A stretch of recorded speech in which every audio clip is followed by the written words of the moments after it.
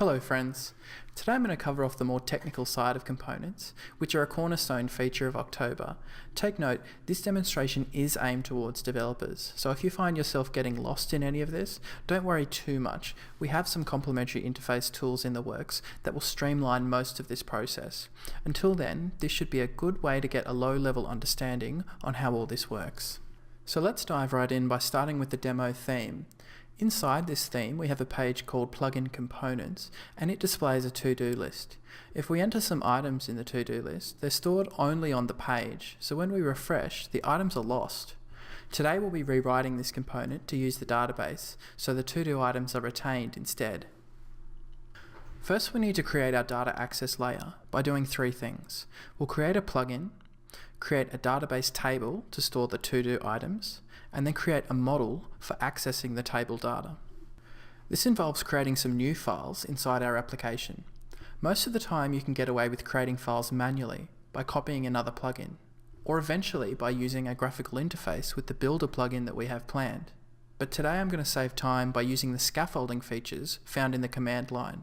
These leverage the Laravel tool called Artisan. In Windows, Mac or Unix, the process is fundamentally the same. We just need the PHP executable to work inside the base directory, and it should be PHP version 5.4 or above. The first scaffolding command we're going to use is called create plugin. We type php artisan create:plugin, and then the plugin name to use should represent you or who you are working for, then the feature it provides. So if I was building a plugin for myself, I might call my plugin samuel.demo. But let's pretend I'm making something for a fictional company called Acme. So instead, we'll call it acme.demo. Then we press enter to run the command, and this will generate the basic files we need for our plugin. Alright, great. So let's just move over now to our text editor, where we have the file system for our October demo application. You can see inside the plugins folder, the scaffolding command has created a directory for the author, which was Acme, and also a directory for the plugin name, which was demo. Then inside there, it has also created a basic plugin registration file and a version information file. From here, we can customize any of the generated fields pretty easily. We might like to change the description to this will have our components demonstration. And so now that we have our plugin ready to go, we'll need to create a database table and a model. Since we're building a to-do list, it seems appropriate that we call our model task to represent each item in the list. So returning to the command line, we'll run another command called php artisan create:model. We'll need to define the plugin that we'd like the model to go under, and in this case again it will be called acme.demo, and we want this model to be called task. Pressing enter will run this command and see that it goes and creates our model file and also our table migration file for us inside our plugin. So let's have a squiz at the migration file. Inside we see the common requirements for creating a database table. The table name is already set up for us, and it's also created a simple model class along with the list columns and the form field definition files. Now these are primarily used in the back end, so we won't focus on these files for now. Let's move on to the database migration file. Inside we see the table definition comes with an auto-incrementing ID and throws on some timestamp columns for good measure. For our to-do task items, we should add a string column and we'll call it title. It's also good practice to make fields nullable for some databases that are strict about this. Next, we need to register this migration file in a version of this plugin, and we do that in the version information file. This tells a story about the plugin's history. So we'll add a new version, 1.0.2, with a comment create the to-do tasks table, and then make a reference to the migration file name, which was create_tasks_table.php. So now we need some way to build up our plugin to the latest version. We can do it using the command line, either by running php artisan octoberup, or by using a more useful development command called php artisan plugin refresh. This will tear down the database for the plugin we specify and then build it up again. So let's run it for our plugin acme.demo. You can see it has successfully applied each version in the correct order, along with our database table. So let's have a look in the SQL Explorer. If we look inside, we can see the Acme demo tasks table, along with the columns that we specified in the migration file. Perfect. Just on that plugin refresh command from before, let's change something in the migration file and see how that works. So if we add a new column here called isCompleted to our tasks table, we'll also give it a default value of false. If we go back to our command line and then run that refresh command a second time, it will tear down the table and recreate it with our new column. And we can see that by taking another look at our SQL Explorer, and there's the isComplete field we added. So that sorts out our data access layer for the to-do list. Now it's time to focus on the business logic. Before we do that, I just want to cover some key points of difference between the way a traditional MVC style app handles a request and the way October does it. This diagram shows a typical model view controller workflow. The user and his or her browser makes a request to the application. Then that request is handled by the router, and that hands it over to a controller. The controller then orchestrates the response, bringing in classes and models that it needs, along with the view file for the presentation. The view might use a layout and have various partials too. From there, the controller will deliver the response back to the user. It's a straightforward process, and it works. It's also important to note that you can still use this approach in October, because October simply piggybacks on top of this process. Now let's look at how October handles a request. Similar in nature, except the responsibility of the controller has been downgraded to the lesser job title of page, with the shedded responsibility going to components. So the user sends their request to the application. It hits the route table and is handed directly to a page instead. Like a view, it can inherit a layout and use partials as well. But more than a view, the page can act as an orchestrator for the request, and it does that using configuration with no logic. The page pulls in and configures components that perform the heavy lifting and handle the business logic for the request. I guess you could think of components as smaller, more portable versions of controllers, although in fact they're probably more like controllers on steroids. It's even possible for a layout to configure and incorporate a component. Just like controllers, they bring in models and classes that they need and can interact with the application lifecycle. They work with the page to deliver the response back to the user. In addition to all of this, the presentation layer falls under the umbrella of a theme, and the business logic is considered part of a plugin. Overall, it's a modernized approach to MVC that increases flexibility and promotes modular design patterns without overcomplicating things. So now that it's clearer what role components play, let's create a component using the scaffolding command php artisan create component. And we need to define the plugin the component should live under, and we'll call this component to-do. When we run this command, it will create all the starter files we need for our component.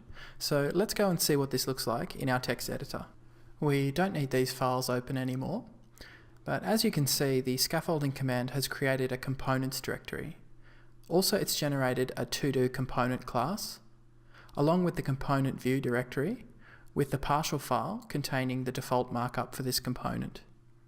Again, we'll probably want to update the standard description, so let's call this a database-driven to-do list.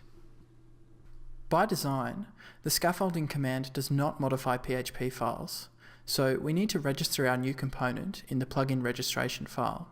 If we navigate to the plugins documentation, there is a section called component registration. So let's click on that, and we see it says components must be registered in the plugin registration file. So let's grab this PHP code and we'll paste it into our plugin.php file. As you can see in this method, it specifies the component class name and a short name or hint to use when referencing it. In our case, it's actually Acme demo, and everything else looks the same as the other to-do component, but let's give this one a different name. We'll call it to-do list. Just a more descriptive name, I think, although these names can conflict and it will be handled by the CMS. So we'll save that, and now the plugin knows about our component, and it should also appear in the backend area. So let's go check that out. I'll just log in here. We'll open the CMS and then open the plugin components page. And let's have a look at the components that we have available. So right now we have the demo to-do component in there. That's the old one. So let's remove that first. And then we actually want to include the new one that we've created called a database-driven to-do list. So we'll drag that one in there and save the page. And we'll also get rid of this explanation here just to tidy things up a bit. Now, if we preview this page, we can see that the default markup is shown, and this is the generic content that came from our scaffolding command. Now we've covered what is the bare minimum for getting a component ready for a page. Returning to the component class, we can see there's this define properties method. This is used for defining properties that appear in the inspector. These are nice touches that we can add on later. Let's look at the ways in which components can interact with the application lifecycle. If we go back to the documentation under CMS layouts, you can see there is a section called dynamic layouts. This describes the sequence of events that happen when a page loads. So the page and the layout both fire an initialize function on init, and then the layout will start on start, and then each component for the layout will run an onRun method, and then that will end, and then the page will start. Then each component used by that page will run its onRun method, and then both the page and the layout will fire their end functions. So in order for this component to participate in that cycle, we need to create that function called onRun. And so now when this component is added to a page or layout, whatever code in here will execute when the page first loads. It's important to note that this code will not execute for AJAX events. If we need some code to execute for AJAX events, we need to use a constructor type function called init, and this will execute as soon as the component is first initialized. So this method will be run always, including AJAX events. Next, we need to sort of think about what are the variables that this component needs to provide. So we might like to have a variable that is a person's name, for example. So we define this as a property in the component, public name, and we'll include a comment that'll just say this is a person's name. So whatever is set on this property will be available in the page as a twig variable. Let's move down and assign it with a value. So we might say that this person's name is Samuel, for example. Now obviously when the component runs, it will set the name property as Samuel. Returning to the CMS, in the markup here, let's access our new variable. What we'll do is we'll add a new heading to say we are creating tasks assigned to to-do-list.name. Now just by looking at this code, it should be clear enough that the name variable is coming from the to-do list component.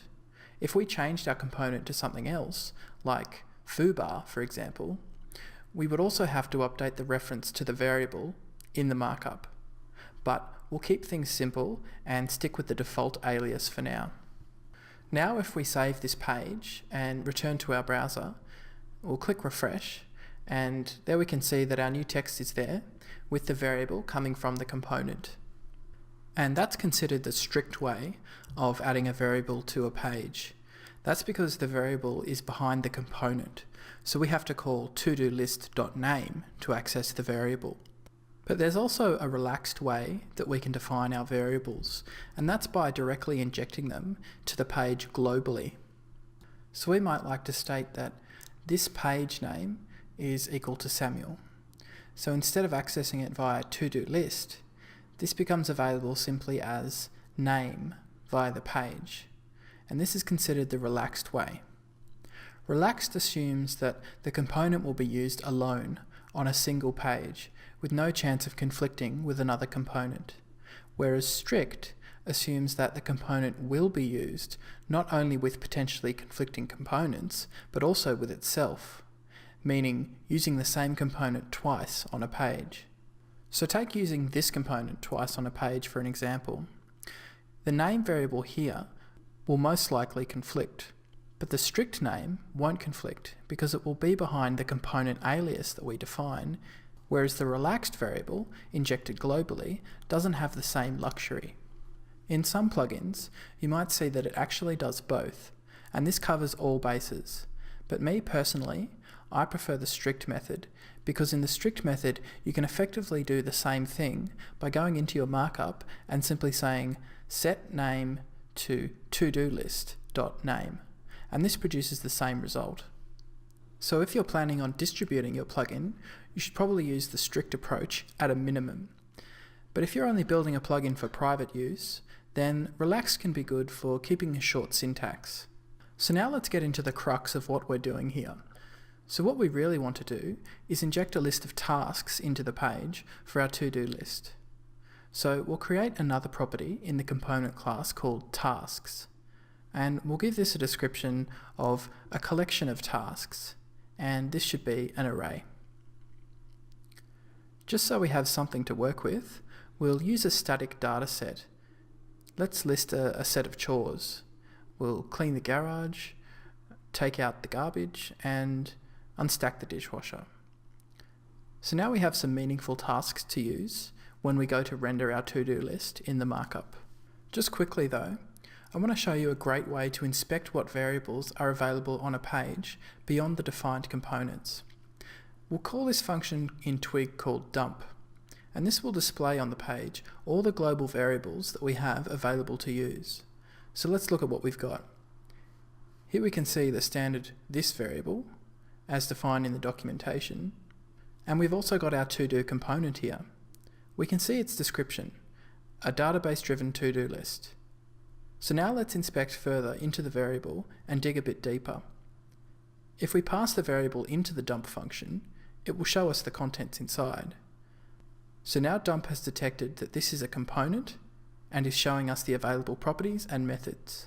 The properties we've created in the component are listed there, along with the description we gave them in the comment block, and we can see that we have the 3 chores set for the tasks variable.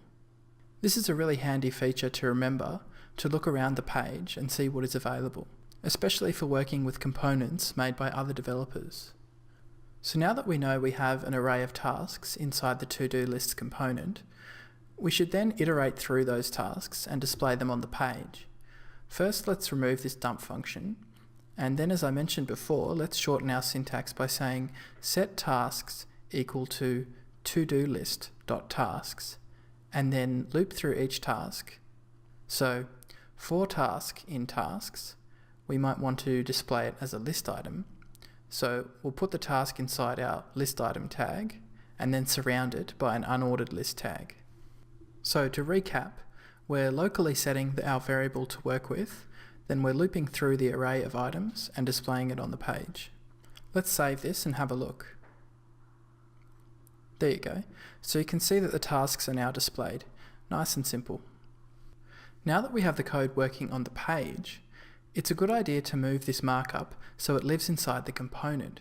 So when we call the component tag, we want this code to be displayed instead of the default markup that we're seeing now.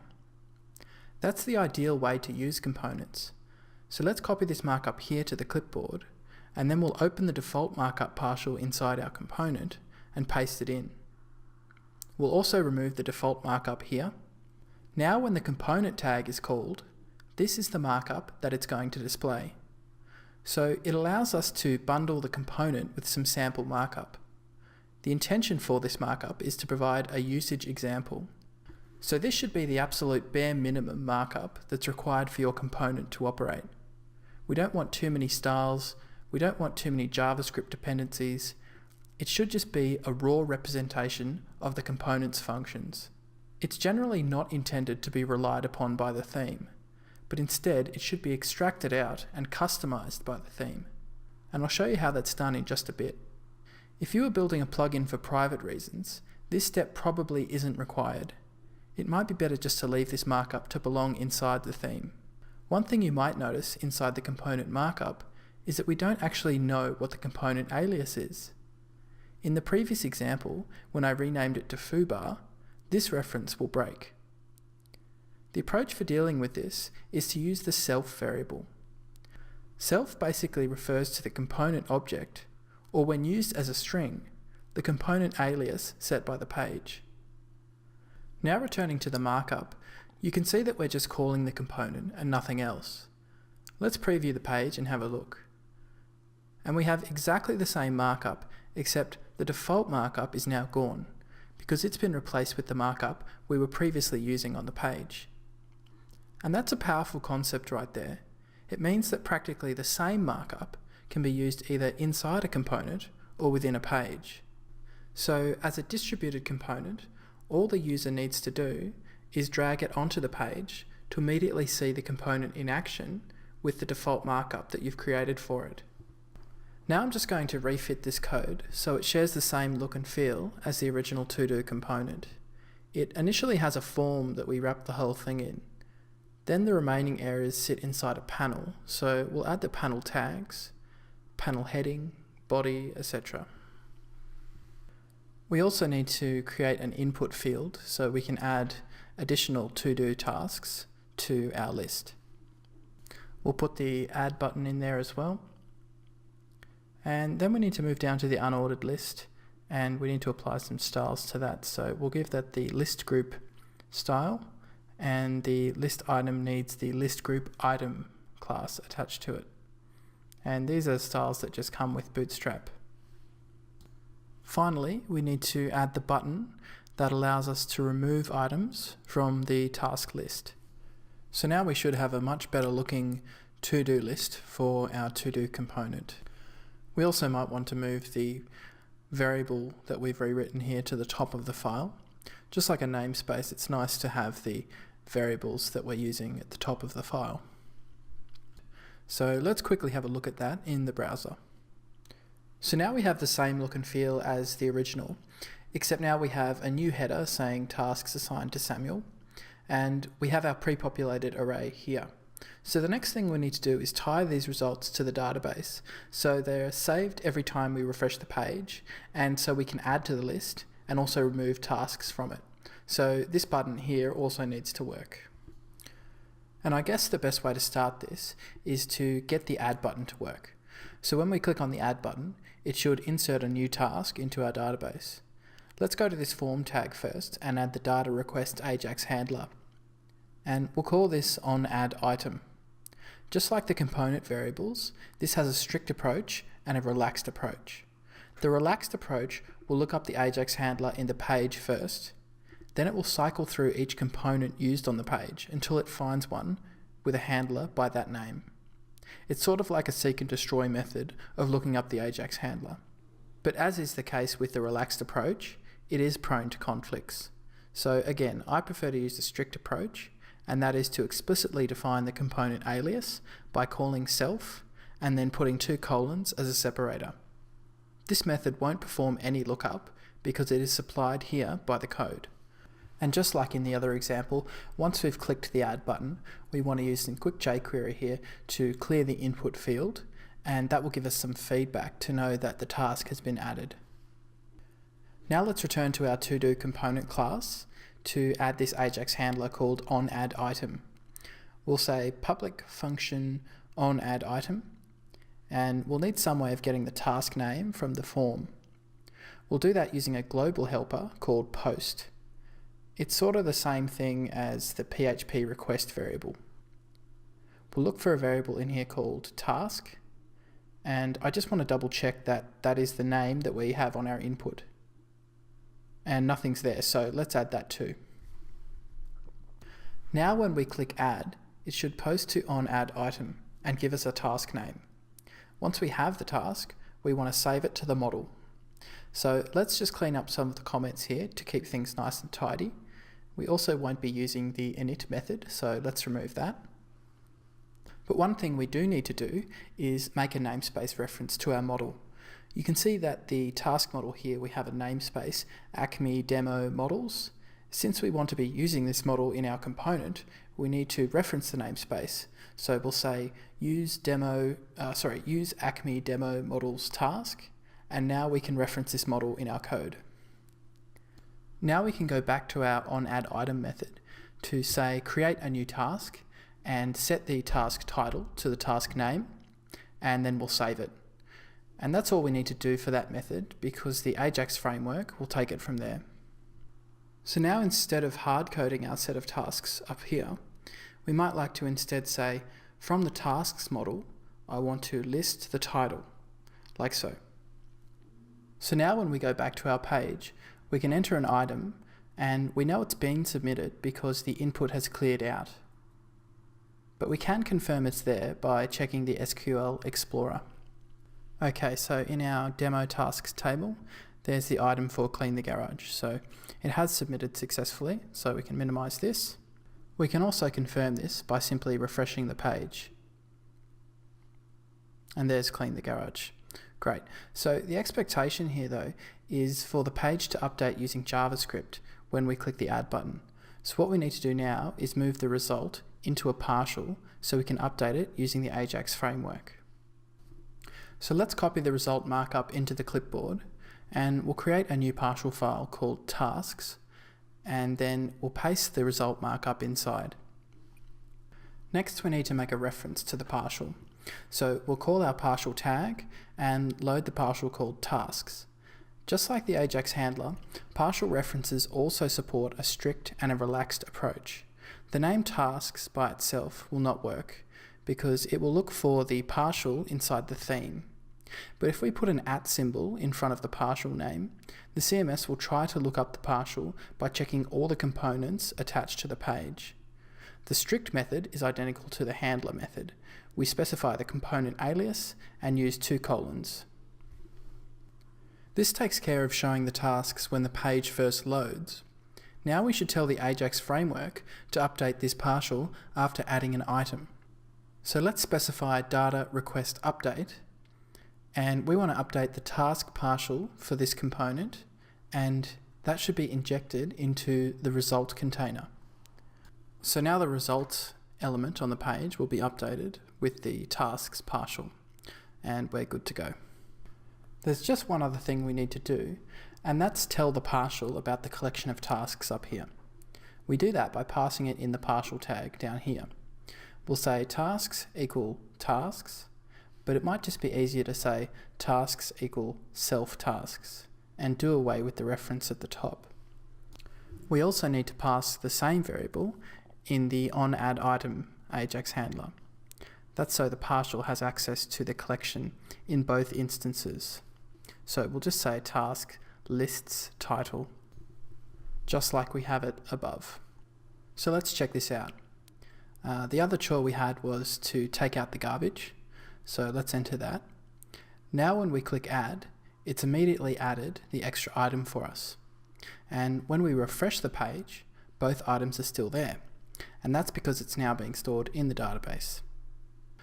We would use a similar process for getting the remove button to work as well. So now let's say our component is ready to be shared with the wonderful people of the world.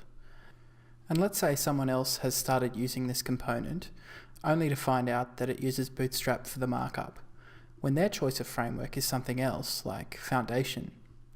Well, October has this handy feature built in that allows components to be expanded to reveal their default markup so it can be easily modified.